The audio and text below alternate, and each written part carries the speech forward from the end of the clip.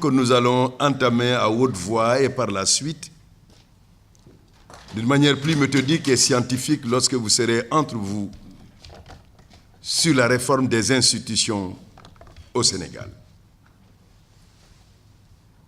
Monsieur le doyen, vous avez parlé de cénacles, d'experts, de chercheurs. C'est vrai, ils sont là.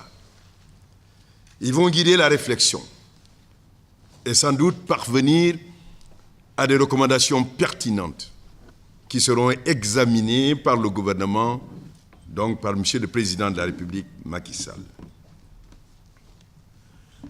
Laissez-moi vous dire que l'Association des juristes africains est une grande organisation pionnière. J'en connais le président fondateur, Bonangom. Une organisation qui a ouvert les voies dans le combat pour les droits. Parce que, pour mieux situer le combat des organisations de défense des droits de l'homme, il faudrait se rappeler qu'au niveau des indépendances, nous avions en face de nous deux institutions qui faisaient face. L'armée, l'État en réalité, le parti unique qui se confondait avec l'État, le parti unique. Et cette situation a conduit aux confrontations que nous avons connues et aux coups d'État qui ont émaillé les premières années de l'indépendance, les premières années de l'indépendance africaine.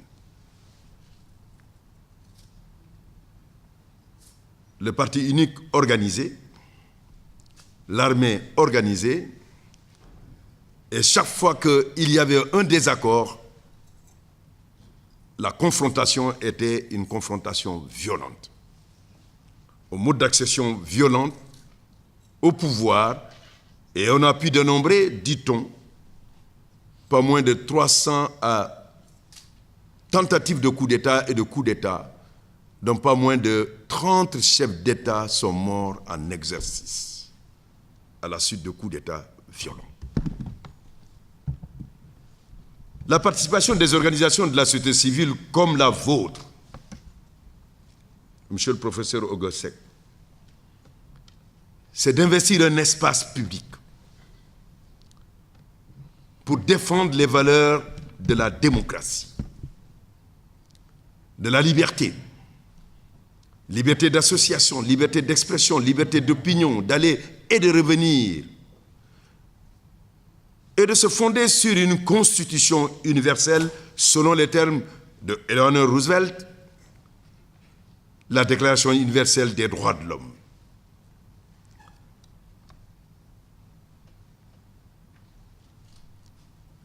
Déclaration que l'on voit pratiquement dans toutes les constitutions, en même temps que celle de 1789,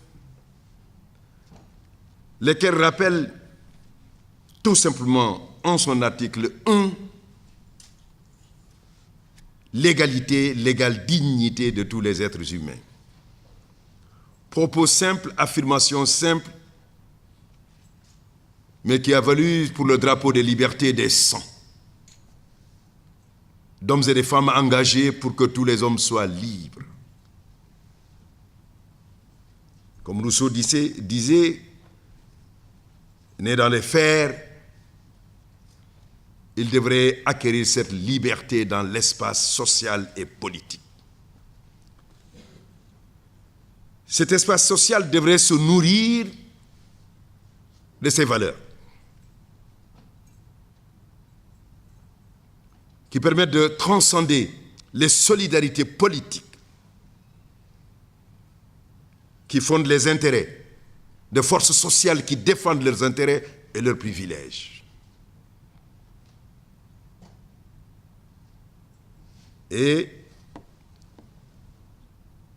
de cette participation de ces nouveaux acteurs dans la vie sociale des sociétés africaines, nous avons connu les bouleversements qui vont conduire aux alternances démocratiques des années 1990. Face à l'armée, face au parti unique, au pouvoir en place, ces acteurs mettent les valeurs de la liberté, de la participation du citoyen au choix des dirigeants. Que ce ne soit pas l'armée qui impose à la société son chef, que le parti unique n'en fasse pas autant, mais que le citoyen individuellement, avec son bulletin de vote, change le cours de l'histoire de son pays en choisissant celui ou celle qui est le plus apte à assurer les destinées de la nation pendant un temps, un mandat défini qui est le mandat républicain.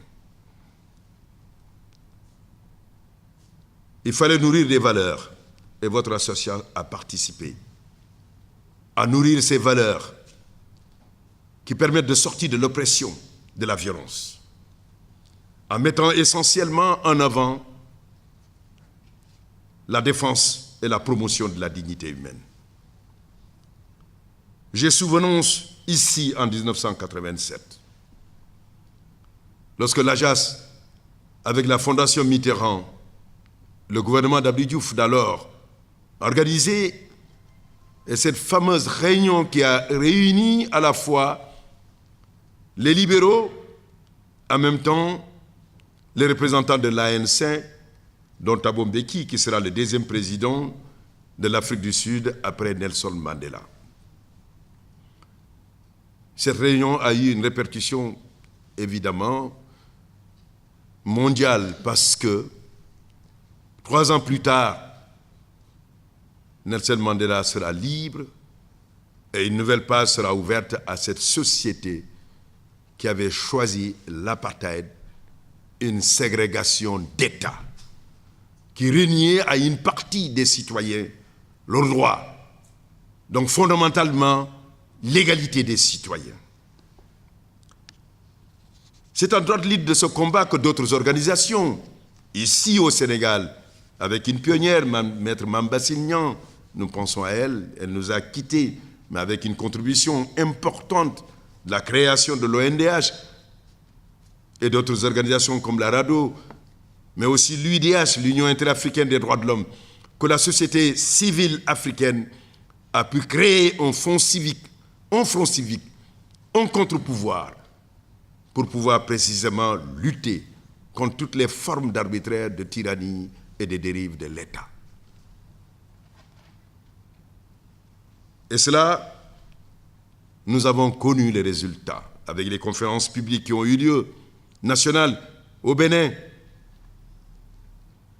mais également à Madagascar, au Congo et ailleurs.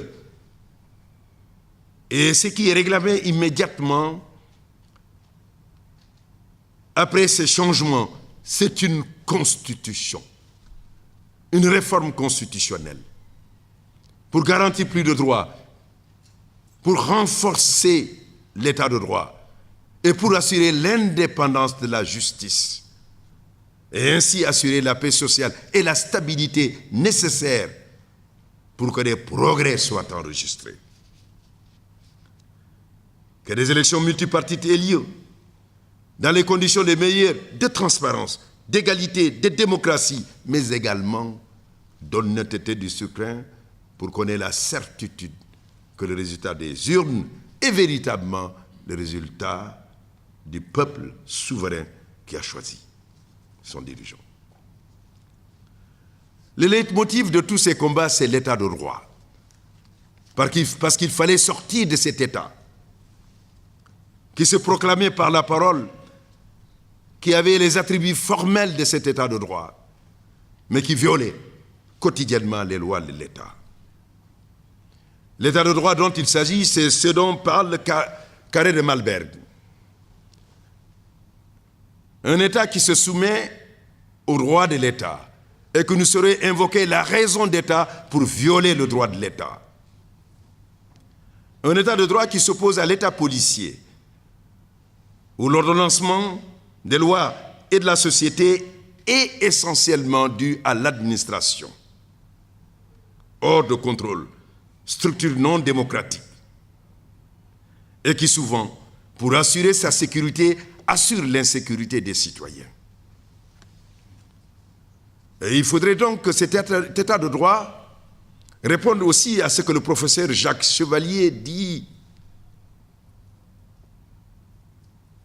qu'il obéisse au principe du respect de la démocratie, de la loi de la majorité, mais qui respecte aussi la loi de la minorité. Et il distingue l'état légal de l'état de droit. L'état légal, c'est un état où tous les attributs formels, tels que Montesquieu les définit, de la séparation des pouvoirs, du pouvoir judiciaire, du pouvoir exécutif et du pouvoir législatif, qui sont formellement face à face, mais en réalité, où les fondements du respect de l'égalité des citoyens ne sont pas assurés.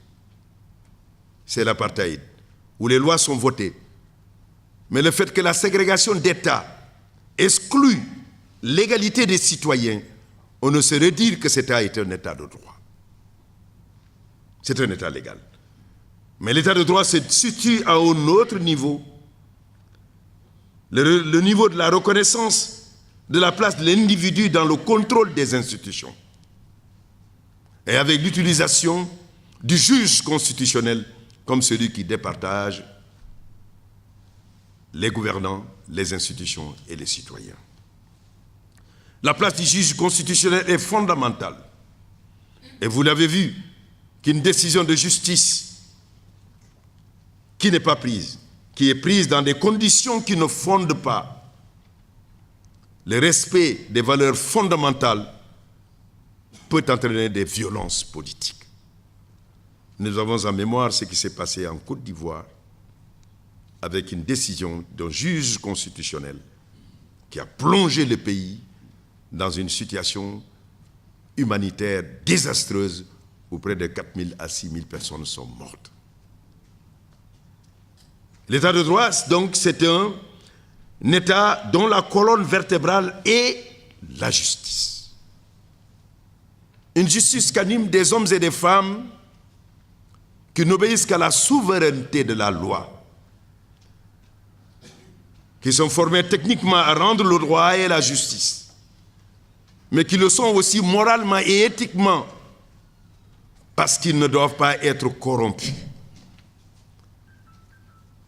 Parce qu'une décision qui résulte de la corruption est autrement plus dangereuse qu'une décision qui résulte tout simplement de la légèreté et de la méconnaissance des textes qu'on est censé appliquer.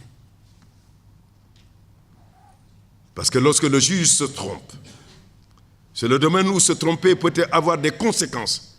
Dans le cas de l'application de la peine de mort, une tête coupée à la suite d'une décision de justice ne repoussera jamais. Cet individu nous aura quittés à jamais. Lorsqu'on verra que cela résulte d'une erreur judiciaire, le juge aura déjà commis le forfait. Des juges à la hauteur, des juges techniquement formés, des juges éthiquement formés à faire face à la responsabilité de juger. Mais des juges indépendants, dont la garantie, qui ont la garantie qu'ils peuvent juger sans crainte et sans peur, parce que la loi les protège, parce que l'inamovibilité des magistrats du siège est assurée, et qu'ils n'ont pas en rendre compte à l'État lorsqu'ils annulent à la suite de recours par excès de pouvoir une décision prise par le prince. Et à chaque étape de la vie sociale, politique et économique d'un pays, des réformes constitutionnelles peuvent être proposées. Nous l'avons vu dans notre histoire politique. La Constitution de 1963 qui faisait déjà crise, qui faisait suite à une crise politique majeure, qui avait opposé le président du Conseil d'alors, Mamadou Dia, avec le président de la République, Léopold Sédar Senghor, de l'interprétation de la Constitution et du pouvoir de chacun. Est-ce que le pouvoir du parti doit-il s'imposer au pouvoir d'État? La Constitution qui en a suivi était une des réponses qui étaient possibles face à la crise en mettant fin à la hiérarchie au sommet.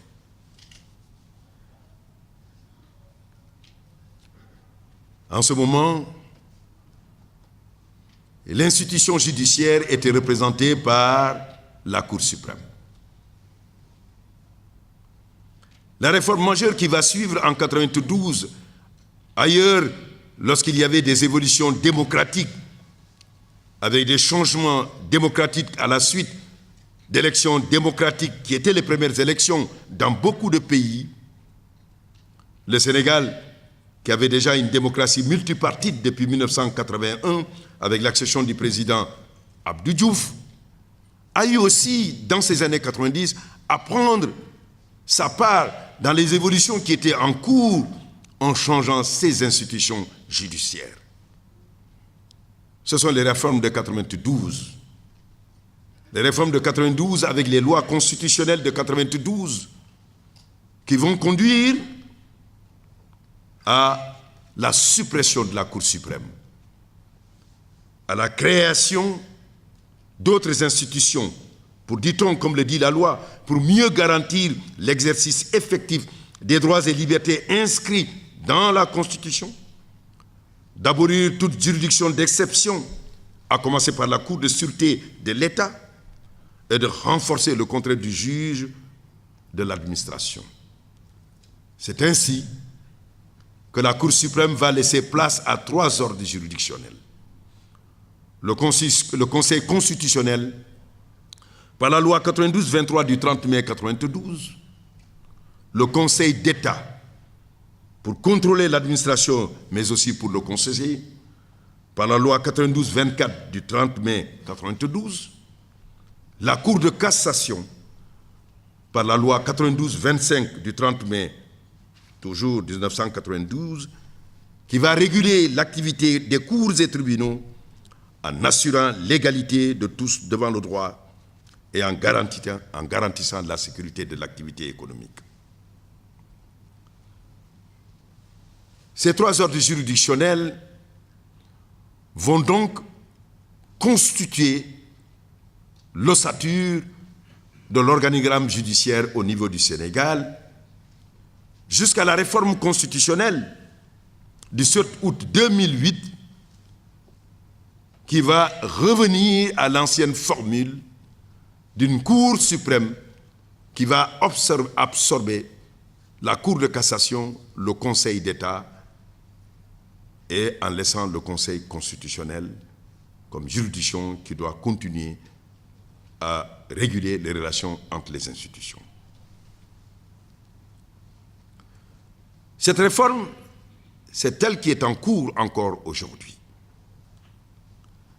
Et après, tout le débat qu'il y a eu autour de l'interprétation de la Constitution qui a été votée avec l'avènement donc du président Abdoulaye Wade, la question de la nécessité de réfléchir sur les réformes à envisager qui vont être des réformes constitutionnelles, cette nécessité a été marquée par le président de la République qui a mis au point en place une commission nationale de réforme des institutions. J'ai eu l'honneur d'être coopté, de faire partie de cette commission qui était présidée par le président Amadou Mahtar Mbow. La réflexion, c'était de savoir s'il faut conserver la Constitution actuelle ou s'il faudrait la changer. Quelles sont les modifications majeures qu'il faudrait y apporter?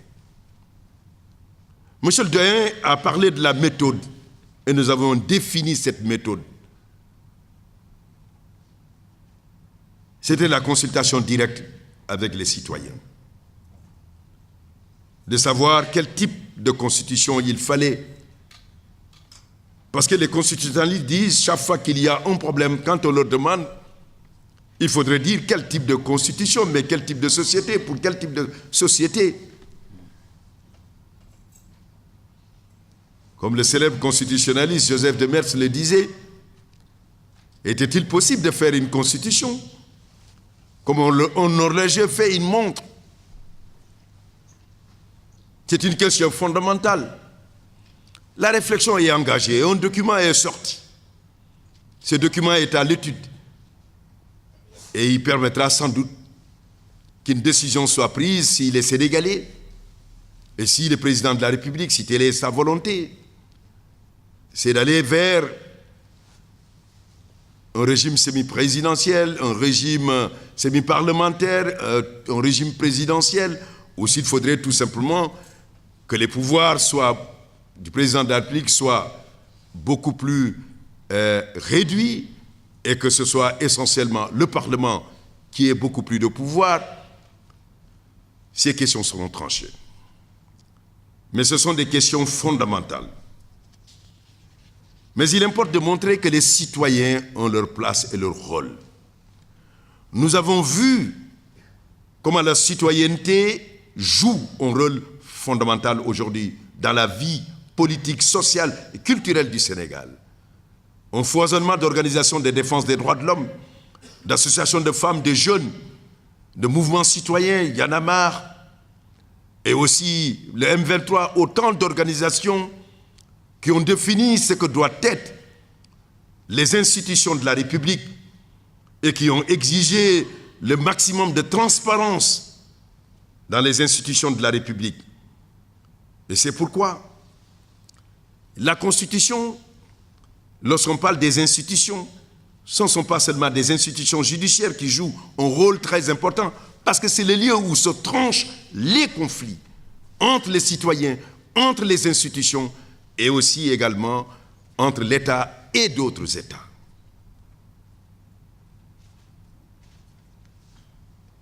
Et il est important que ces institutions soient fortes.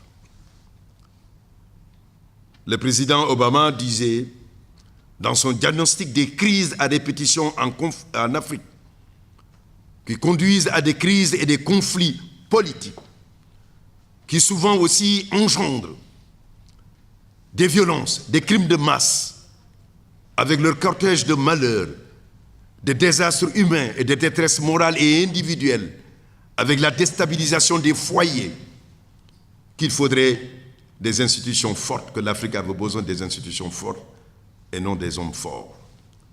Les institutions fortes, c'est celles qui existent. C'est celles qui sont dans leur permanence et leur durabilité. C'est celles qui traversent les âges, qui permettent aux États-Unis d'avoir une institution et une constitution rarement remaniée, mais qui permet à toutes les générations d'hommes politiques à travers les siècles de pouvoir se retrouver à travers les grands principes. Ce sont les grands principes qu'on retrouve dans la constitution coutumière de la Grande-Bretagne, qui n'a pas une constitution écrite, mais qui a des constitutions à travers les différents actes qui ont constitué le combat du peuple et des Anglais eux-mêmes contre le pouvoir monarchique en s'octroyant à travers the Bill of Rights, mais aussi 1215, autant de droits qui ont été constitués, qui sont le fondement de ce qui est la démocratie parlementaire donc britannique. Et aujourd'hui, il faudrait que les institutions judiciaires soient complétées aussi par des institutions de régulation économique, la Cour des comptes, mais également des institutions qui permettent aussi de contrôler l'action du gouvernement pour renforcer les institutions. L'inspection d'État, mais une nouvelle institution, l'OFNAC. Mais on ne saurait parler de gouvernance lorsque des hommes d'État sont au pouvoir pour s'enrichir. Mais aujourd'hui, il y a une parade. Celui qui accède au pouvoir et qui exerce une responsabilité politique, qui est administrateur de crédit, doit déclarer quels sont ses revenus. La déclaration de patrimoine. Et lorsque vous quittez le pouvoir et qu'une vérification est faite pour savoir si votre fortune a connu une augmentation exponentielle, une augmentation qui n'a rien à voir avec vos revenus. Et alors en ce moment, vous vous rendez compte, à commencer par moi-même. Parce que les deniers de l'État, il faudrait les respecter. C'est cela le renforcement aussi des institutions, de contrôle économique, de contrôle judiciaire. Et cela appelle chacun et chacune à s'engager dans le débat citoyen, de surveiller les institutions, mais aussi les acteurs politiques et ceux qui, en dehors, sans être acteurs politiques, mais à travers des organisations, luttent tout simplement pour que cette surveillance non institutionnelle s'exerce et pour que la démocratie d'opinion ait beaucoup plus de force et qu'au-delà des solidarités politiques, que des décisions et des sanctions soient prises lorsqu'il y a évidemment des dérives politiques. Et lorsqu'il y a aussi des dérives judiciaires. J'ai insisté sur la place des juges, parce que ce lieu est un lieu de passion, c'est l'institution phare dans une démocratie, parce que c'est la colonne vertébrale de l'état de droit. L'erreur n'est pas possible, même si l'erreur est humaine, parce qu'il s'agit de liberté. Lorsque votre liberté vous est privée et que vous êtes en prison pour une cause ou pour un acte que vous n'avez pas commis, vous êtes touché dans votre chair, votre famille l'est également. Lorsque aussi vous êtes poursuivi pour ce que vous n'avez pas fait et que vous êtes déshonoré, que votre honneur est en cause, comme François Mitterrand le disait de son ancien Premier ministre, Pierre Bourdieu, qui a choisi le suicide pour faire respecter sa dignité, et en voyant le nom d'un chien, le nom d'un homme jeté au chien, il va de soi que cela est difficilement acceptable. Il en est de même lorsqu'on prend votre bien, votre maison, après avoir mis autant de votre vie pour construire de votre propre main ce qui est essentiel, ce qui est votre foyer. Cette erreur est inacceptable. C'est ce qui voudrait dire qu'il faudrait insister pour cette formation d'hommes et de femmes qui ont l'éthique, mais l'éthique morale, mais principalement l'expertise qui leur permet de faire en sorte que les garanties de l'état de droit sont offertes à chacun, parce que les libertés de chacun, alors, ils sont garanties, mais aussi respectées lorsque l'on va justement sur le chemin de la justice. C'est en cela que Edgar Morin dit que nous serons sur le chemin de l'espérance. Un chemin de l'espérance qui est celui de la liberté, celui du droit, d'un avenir équitable et meilleur pour chacun et chacune. Dans un État où le contrôle citoyen est là, mais où le contrôle aussi du juge, le contrôle du juge constitutionnel est là, et qui permet à chacun d'avancer en se disant que demain, il pourrait élever sa voix sans crainte et sans peur, dans une société où il a la possibilité de se dire qu'il est tout aussi utile que tout un chacun. C'est en cela que je voulais finir mon intervention en vous faisant réfléchir sur cette pensée de John Donne, qui nous rappelle que nul homme n'est une île à lui seul. Chaque homme est une partie du continent, une partie du tout. La mort de tout homme me diminue, car je suis l'humanité. Je vous remercie.